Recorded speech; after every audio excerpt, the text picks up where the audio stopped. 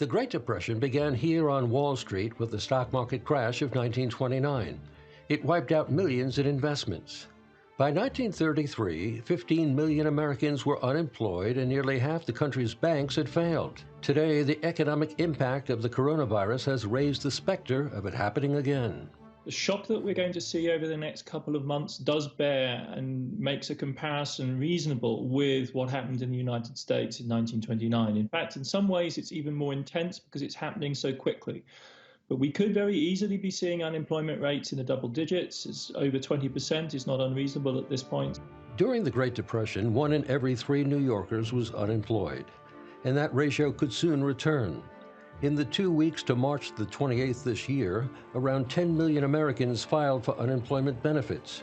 Nouriel Roubini, also known as Dr. Doom, predicted the 2008 market crash. This is going to be worse than the global financial crisis of 2007, 2009. This was not a consensus view a month ago. Even mainstream Wall Street firms like Goldman Sachs, JP Morgan, Morgan Stanley expect a very severe recession, falling at the annual rate between 25 to 30% in the US in the second quarter. On Thursday, New York Governor Andrew Cuomo said more than 90,000 people in the state were infected, including his brother, CNN journalist Chris Cuomo. The fallout has devastated businesses, forcing the closures of schools, restaurants, tourist attractions, and places of worship.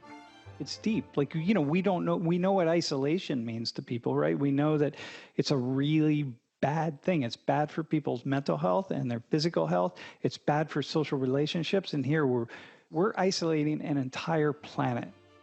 During the Great Depression, Central Park became a shanty town of impoverished people.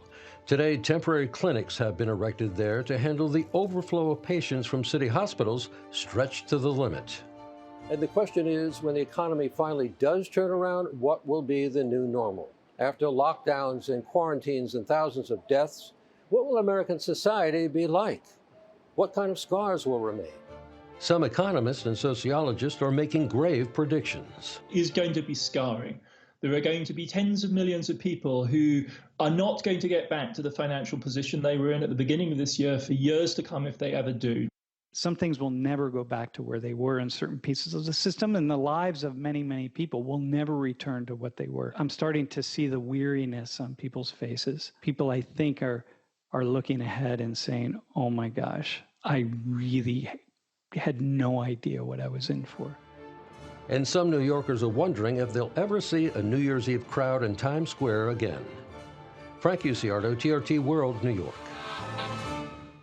Well, for more on the story, let's go to Jade Barker, who's in New York for us. Hi, Jade. So these latest figures show the unemployment rate now stands at 4.4% in America, up from 3.5% in February, which was a 50-year low. What sort of reaction are we seeing to these latest figures? Well, it's already been a rather volatile trading morning here on Wall Street to end the trading week, and that largely has to do with that figure that you just mentioned. It was much higher than expected.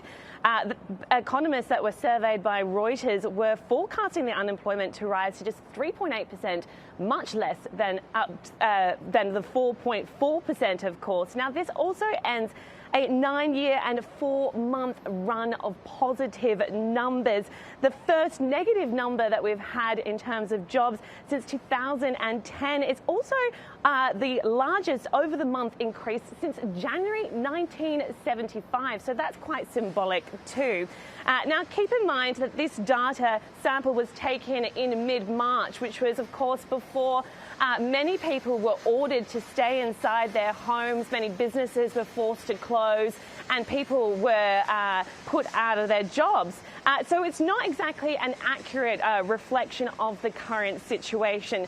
And many are predicting that the real carnage from the coronavirus pandemic, the fallout from this on the economy, will be better reflected in the next employment report in April. Economists told us this morning the 701,000 loss of payroll jobs is just a down payment on the immense losses that are already here and have yet to be counted. They also say the monthly payroll jobs report has been upstaged by the last 2 weeks of unemployment claims, which totaled nearly 10 million, of course.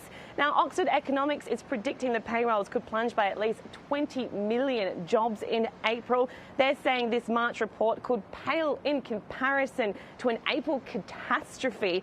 Other economists from Barclays are saying the April report could be, quote, a disaster. Now, another big question, of course, on many people's minds is just even if these jobs and companies will be able to make a comeback once some of these measures due to the coronavirus are relaxed. That is a big question mark. But so far, markets here reacting to the fact, as you said earlier, that this could just be the tip of the iceberg. Okay, Jade Barker, we'll have to leave it there, but thank you so much for that update from New York.